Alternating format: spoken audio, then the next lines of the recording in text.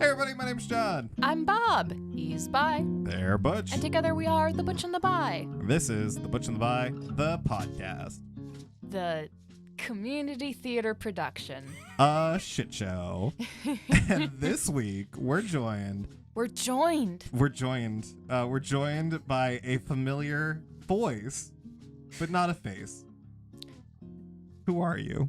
Hi, I'm Christa Brook. Oh, good. Thank you for singular. I can't fuck it up if I make you say it. It's a very important tactic. No H for me. Christa, how have you been in the 5 weeks since you've been on the podcast? I've been good. I've done some traveling. Yes. I've seen some theater. Nothing like the community theater production we watched in a movie. Experience. Yeah. Yeah. Yeah. I've been good. I'm glad that my fit that I threw served me well. Yeah. No. For those that didn't watch the 100th episode in which we dragged Christa back into arcade comedy theater kicking and screaming. I love arcade comedy theater. I was taking a little mental health break, as we all need to do sometimes. And that break involved me stepping away for a bit. Yes. And mental health is very important. We took a break. Yeah. We did take a long break. Yeah. That's true. But also, while partaking in that, while doing that with us, you found out you weren't going to be the first guest coming back. But here I am, bitches. Yep. And Katie Tarara is heartbroken. I actually called her right before this. Katie Tarara is the sweetest, most kind, she's and very mad gracious at you. person. No, She's she's not. so I mad at spoke you. to her. She didn't care. I don't know. It's when I talked to her on the phone, she was like, I'm hiring a hitman. John loves to stir the shit. Katie Tarara is like the most toilet lovely human being. Truly, I'm borrowing her car tomorrow. She did not care. Yes, it was. She had no idea when she was informed of. She was like, "Of course, Christa should be first." Look, Yeah. I'm just letting you know, I'm never letting you live this down. That's fine. Okay, well, great. Well, Christa, Jesus Christ. Christa Brook, one no S's. You brought us a movie, which was a fun experience. What movie did you bring us? So I brought you one of my favorite comfort, just silly, need a laugh movies, Waiting for Guffman. Yes, it is a weird movie. It is a weird movie. Yeah. It's a fun mockumentary. Yeah. I didn't realize it was also written but it's directed by Christopher Guest. It's written by Christopher Guest and Paul Levy. Eugene Levy. Eugene Levy. Where did I get Paul? God only knows. Yeah, written Loose. needs to be in quotes. Like, they wrote the plot and like the important stuff, but like most of the dialogue is improvised. Gotcha. Okay. That's why it's hilarious and Yes. wild. It's a trip. It's about a community theater production of the history of Blaine, Missouri. Yes, for their what is it? Sesquicentennial? The 150-year anniversary of Blaine, Missouri. Of founding the West Coast. They thought they were in California. Turns out they were in Missouri, so they stayed. And they thought wrong. It's a delightful, charming film. It came out in 1996 or 7, depending on who you ask. Yeah. Yeah, that's a fun thing about movies is sometimes they come out when they don't. And it starred a number of great people. First off, It starred Eugene Levy and Christopher Guest. Yes. We also had the late Fred Willard in this, and it was a delight. He's fabulous. Catherine O'Hara of what's the motel show she's in? Schitt's Creek. And Beetlejuice. Also starring Eugene Levy. That is true, yeah. Oh, that's fun. I didn't even... They're in a lot of things together. I believe they are the porcupine parents in Over the Hedge.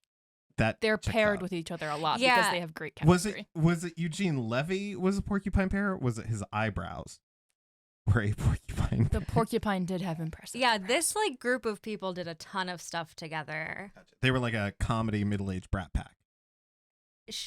Sure. Okay.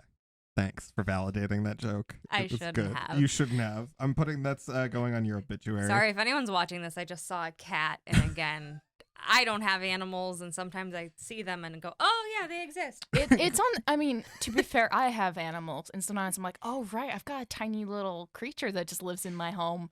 Look at you, little creature just walking around. Honestly, that's how I feel about you sometimes, Bob. Is just yeah, exactly. It also stars Parker Posey. Yeah, who is a child in this. She is great in this. Yeah, she was also. I realized I'd seen her in something else. She was in Dazed and Confused when we did our high school tour de prix for bracket night. And your phone locked again. Who am I missing from that main cast? Bob Balaban. There's also a bunch of other people in this that are great. Now we don't need the phone anymore. Okay. Congrats. There, take that. So Christa, when we asked you, hey, come be our second episode guest back, and you're like, no, I want to be first. But what made you pick this movie over? You had another one you wanted to make us watch. Yeah. So the other one, because for some reason I've never talked about musicals on your podcast, which is very off-brand for me. Like, we've talked about the movie musical Cats. Because what did we do for your second episode? Body kindness. Oh, right. Yeah. Yes, being kind. I've not spoken about, like, musical theater, which is, like, my whole Oh, right. You life. have beef with one of our previous guests. I do not have beef. Shaway, what's up? I have disagreements. That's beef. It's not beef. It's beef stew. We can disagree about things. I will be sending him an email. No. I disagree with some things, and we're allowed to disagree. That's how as Katie society puts it, fight works. Nice. Yeah. Yes, and it's not even a fight. We disagree, and that's society. I was thinking about the new Spielberg West Side Story, which is like really good. And I'm like very pleased with how it turned out, besides like Ansel Elgort like being not a great human. But like if you can like separate the artist from the art, like the new West Side Story is like super duper good. But waiting for like the fact that John had never seen Waiting for Guffman, and it's like, oh, and according to me, Bob hasn't seen it either. John has no idea what I have and haven't seen, which is fair. I've got a very weird history of things that I've watched while having an impressive history of things that are completely omitted from that list. Like Goonies. It's weird that you haven't seen Goonies and you've seen like other things. It's weird that you've seen movies but you haven't seen movies, you know? Okay, so Waiting for Guffman is amazing because of how cringy it gets. Yeah, and it is very true to community theater. It captures it so well. It really, really does. In the way that, like, I love community theater, and, like, it, at the heart of it, it is cringe, but, like, cringe in the best way. And I love going to see community theater because it is this group of people who really love theater, and the product is never gonna be great. But it's gonna be great in the fact that it's all these people who love this going into a room and working so hard and putting their blood, sweat, and tears and their passion and doing something that they adore. And you can see it in their performances. Yeah. And I like to compare the performance to the end of The Music Man, when like all the kids play their instruments and they're garbage, but the parents like hear this beautiful symphony because like the people in the audience who love them see this incredible Broadway performance, which like it's not. It's bad. I will point out one thing. The orchestra is a Broadway performance in and that is part of the joke. The man who directs the orchestra, the music director, has directed the show year after year, and this year they finally are letting Corky, that's the character's name, direct the musical because he's from New York and he's Broadway. And the orchestra is so much better than it has any right being. And they're amazing. And the guy who plays the trumpet also plays percussion. And it's so funny. And they're so good. And you know if he would have directed the show, it would be so much better. But they won't let him. It's all about that. But that is the thing. It is community theater, it is all about that cult of personality. Oh, 100%. Yeah.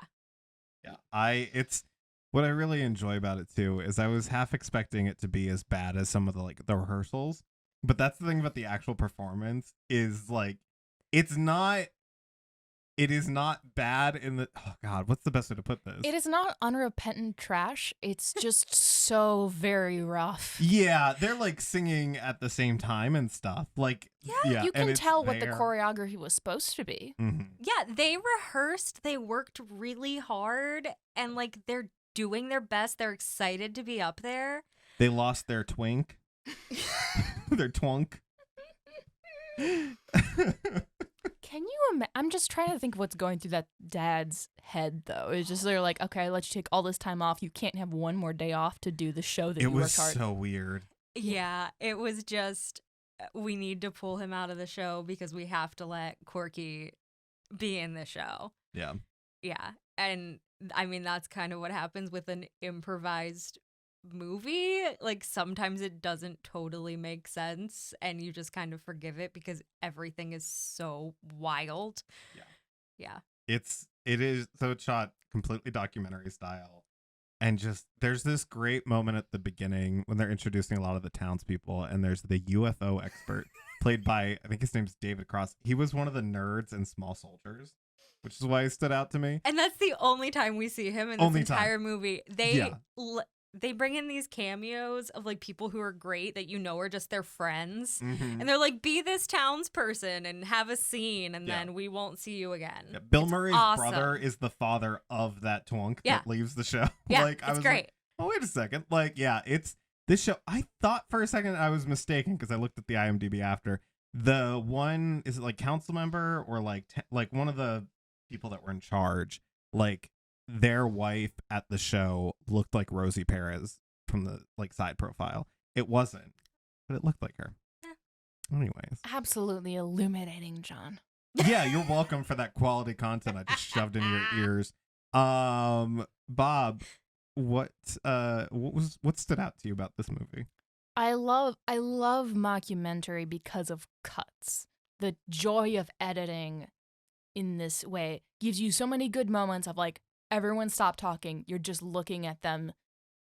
They're performing because they're being interviewed, but they're also like, I don't even know if this is going to be in it because we're not talking anymore and it shouldn't, but it just continues. And there's just such good comedic timing with like weird ass lines. So, the utter sincerity of every person is it's so much fun. I love it.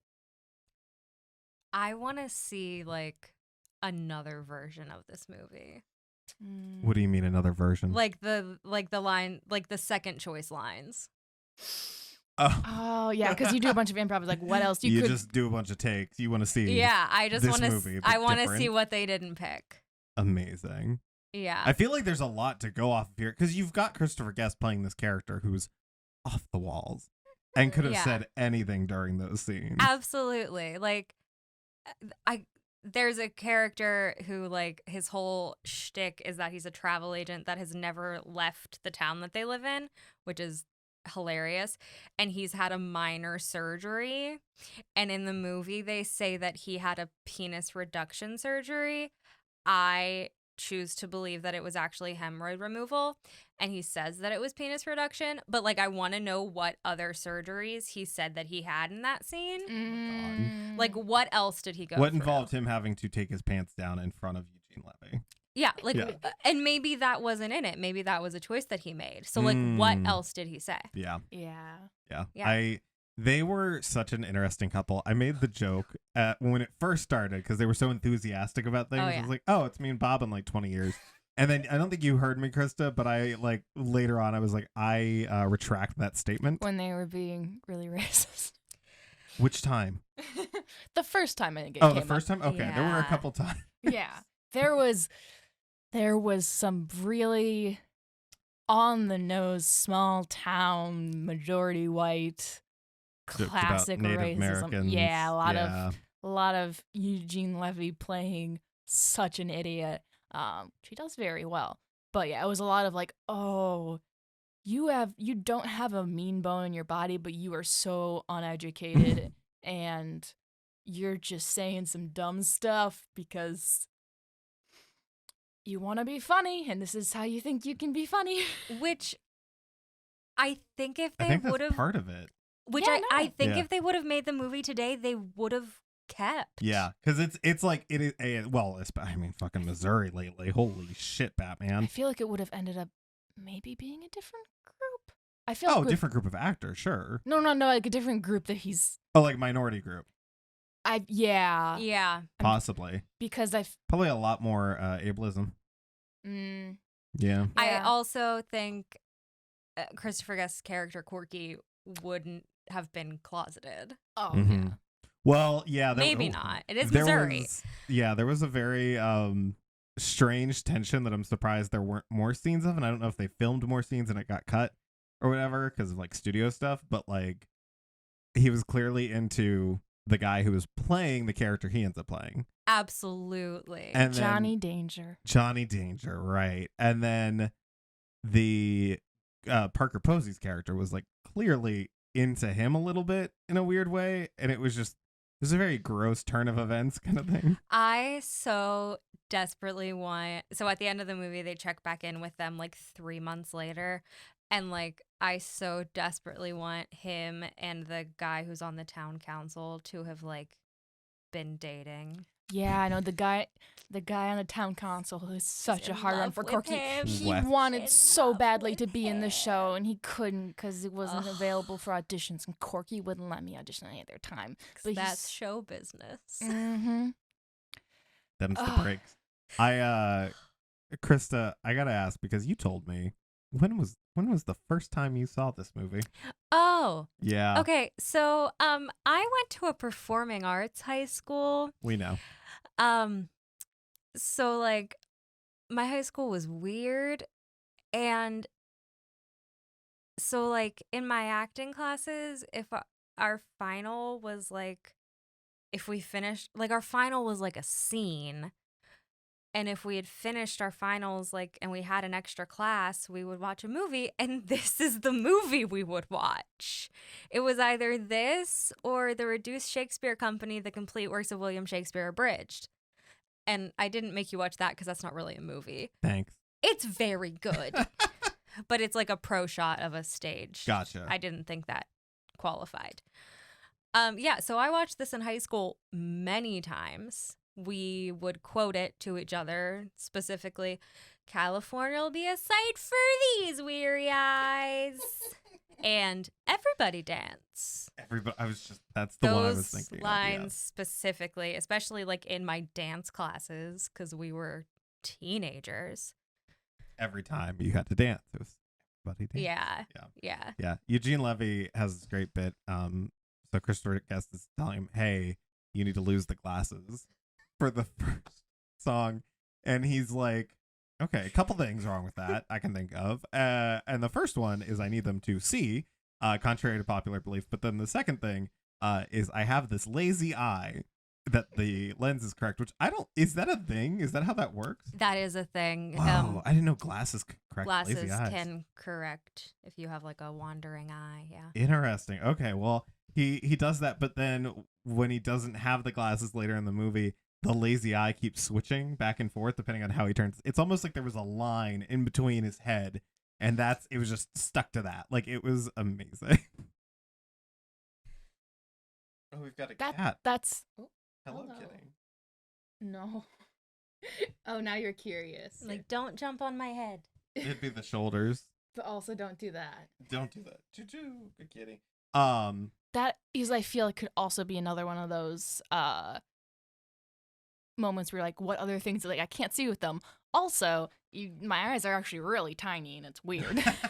Like, how many new choices were there? Yeah, and that's a thing that I'm like wondering if that would go today, because that is a little like borders on ableist, or maybe it just is ableist. That's something I am not an expert in.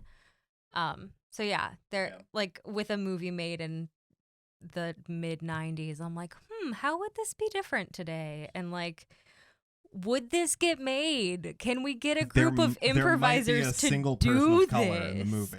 That is true. Yeah, That is a have- problem. Yeah, I have a sneaking suspicion that all of the extras at what was the Chinese restaurant called? It was something Oh, I don't racist. know. It was like It chop was suey. Something racist. Yes. Yeah, I guarantee you the extras in that scene were white, and that's why we didn't see the tops of their heads. Yeah. Yeah. There was not one person of color in this movie, which is a huge issue. Yes. It's a small In town. Missouri. Yeah. Yeah. This was a Blaine, Missouri is probably a sundown town, if we're being honest. Yeah, it's not talked about in this movie. No, which is this is mostly playing, and honestly, like this is also a lot of, I mean, clearly these are people that have worked out of LA for a while, like kind of thing. But it is very fun because I was telling you, I was telling you how I've watched a lot of movies from this time period, but this movie captured the clothing of that, like the late '90s, early 2000s, like the floral vests. And like hello, and welcome Why? our extra guest star Juju. Why is this when you've decided to be bold? She's never done this before. Oh. Yeah, You're special. It's the fact that she knows you're allergic to her because cats have that sense. Animals love me because I don't pay attention to them. Exactly. And cats are like, oh, you're respecting my boundaries. I want to be friends with you. Mm-hmm. is she gonna sit down? Would you like This is amazing to content. speak? There were no cats in the movie.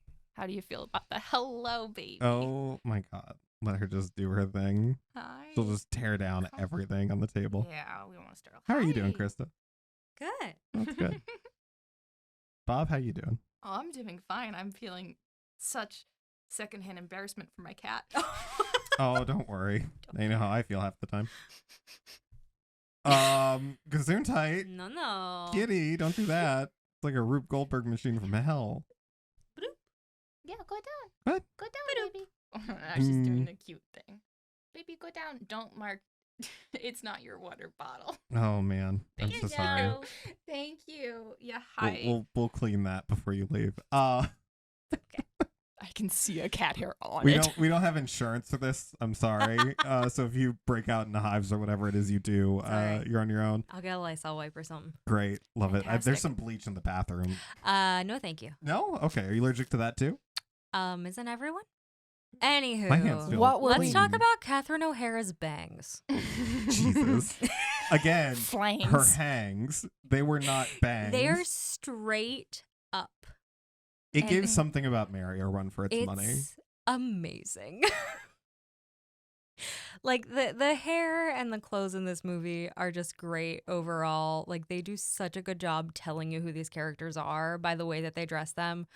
Corky wears a pair of jeans backwards in this one scene where he's dancing, pretty much exclusively moving his hips. Mm-hmm. It's very uncomfortable to watch. Yep. Catherine O'Hara's outfit during the Alien number Yeah. is amazing. Just this giant helmet hair with Mhm. bangs straight up. Oh my gosh, it's incredible. Yeah, we need to talk about the music in the actual show because there are some bangers. There are some bangers and mash right there. Ooh, I read on Wikipedia, so they filmed a lot of this movie in Texas, and Oh. Christopher Guest wanted to put up a billboard that said something along the lines of like stool capital of the world. And they were like, no. You can't do that.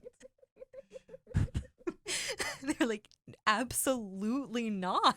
Surprisingly, Texas is the stool capital of the world. It's where all cows and horses poop. Well, yeah. So they go for that. They would not let him put that That's a sign shame. up. They meant like a footstool, but Mhm. that is one of the major jokes in the movie. Mhm. Is that Blaine, Their big Missouri, export. their major export was footstools. Yeah. They wouldn't let him put up a billboard. Yeah.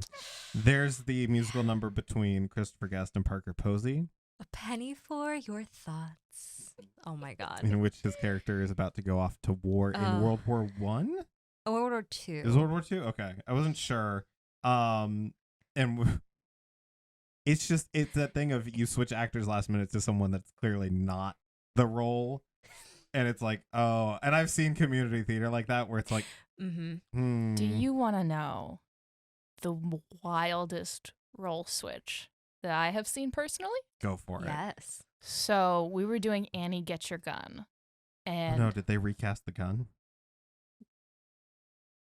anyways, we were doing Annie Get Your Gun, and the guy who's playing Buffalo Bill, the head of the whole thing, was this delightful old British gentleman who had done theater a bunch and was just a fun guy. He hurt his foot right before like the last weekend, and was like, I can't do the show. And so my friend, who I believe was like 17 at the time, was the only person there like, okay, we can put you in some old makeup. You are not, he was just an extra in other things. Everyone else who was like appropriately aged had a role already, because men are hard to get in a lot of community theater. And so you're like, well, he can pull it off. He went to school and did stuff, and he's like a professional actor doing shit now. So like they saw it in him. They're like, yeah, no, Keelan's the only person who can do this. But boy, was it funny. And they also explain, I think there was an insert in the program, like, Keelan probably knows all the lines, but he's gonna have a script on stage because this was super last minute, and we were all just like hanging out backstage being like, what the fuck? What the fuck is this? Yeah, I got to draw the old lines on his face. It was very funny. Can I tell my favorite community theater story? Please. So I did a show called Back to the 80s. It was a very bad 80s jukebox musical that my roommate was directing. And he was like, please, I need you. Like, I need your voice. I was like, okay, I'll do it. So like 2 weeks before the show, I find out that I need to have my gallbladder removed. But the show must go on. What happened? So this show runs for 3 weekends. And I tell my friend, like, this is also like right before I'm going into my last semester of college, in which I'm taking only master's level classes. And like, I don't know if you guys have had issues with your gallbladder. It's like acid reflux and heartburn, like dialed up to 900. At least that was my experience. It was just like every time I ate, it was like excruciating pain. So I was like, I want to get this surgery as soon as possible. And like, it's an outpatient surgery. Like, it was a minor surgery. It was another thing that he could have had to get out of town for. So I scheduled it like the Thursday before the show opened. And just told him, like, Ray, I'm so sorry. I can't do the first weekend, but I'll do the second and third. So we had a swing that stepped in for the first weekend, and like, she did a good job. But the music went out for Let's Hear It for the Boy. So they had to sing to clapping. Oh, no. So I was warned about this. And I came back for the second and third weekend. And I thought I was going to be like recovered and able to dance because I'm an idiot. So I essentially just like reblocked myself. Because again, this was my roommate. I told him I was going to do this. And I was in no partner dances because again, I was like in pain. And I was like, don't put me in these dances. Anytime the dance break started, I just walked off stage. I literally just found her, like, tried to hide myself and just walked off stage. Music went out again, so we had to clap. That was, I am sorry to anyone who saw that show. If you would like your money back, I'll give it to you. If you're listening to this Shout show, out please let us know. To the production of Aladdin Jr., where Aladdin forgot to free the genie as his final wish. What did he do instead? He just forgot that he had a final wish. Okay. He just That's better, I suppose. Yeah, no, he didn't wish for something else. He wasn't that good at improv. He was playing that role because he was the only one. As it's even harder in youth also the production. same production where everybody was white? Oh, I mean, most people were. Yes, Yeah. That's kind of that's how it is. That is everything in my childhood. Pee-wee and high school level productions in a small Wisconsin town. That's yes. a good question. Christa, have you seen any of the there's like the I think they're like Catholic schools or something that put on like Hamilton and stuff. Have you seen any of those? I mean, I saw the like one that's going viral. Yeah. I mean, I used to judge a like high school theater, like I feel weird calling it a competition, but I mean that's what it was, and I would have to like try to like graciously skirt around the issue of like an all-white school doing the K&A. Oh, that was an issue in my hometown. I mean, it was an issue. My school did it when I was a sophomore, and like I had to come to terms with the fact that I was in it, and the adults in my life told me it was okay, and it is not okay. And I've like deleted all of those pictures, and I truly apologize for the fact that I was in that show. And yeah, the adults in my life told me to do it, and they should not have. And yeah. wild. Yeah. And oh yeah, there are still plenty of schools that do stuff like that. Yeah. See, you know what the surprising part is? I went to Mount Lebanon, and like we did like Seussical and How to Succeed in Business. Like they picked shows. We did those shows too. But Yeah. when you're doing like multiple shows a year, Oh, they only did one a year. see, you go to performing arts school, they do multiple shows a year. True. We had, I suppose we had a lot of theater where I grew up. It was like there's our small town had a theater guild, small town near us, and the big town near us also had a theater guild. And then there was also like the high school stuff, and the high school had like an autumn. They had a couple plays and then like one big musical. And actually, there was a golden era of Menominee High School students where there were the 3 Aarons, 2 guys, 1 girl. They were just all excellent. Not the Heathers, the Aarons. It was the Aarons. So 4 A's and 1 E. Yes. Okay. Great. Just doing the math on that real quick. And Josh, our shining star, Josh, who went on for Daniel Radcliffe, like the one time that he actually took a sick day on. I can't remember what it was. But yeah, so that's where like, hey, our boy, you made it onto the thing. Nice. Well, do we have any closing thoughts about the movie The we watched?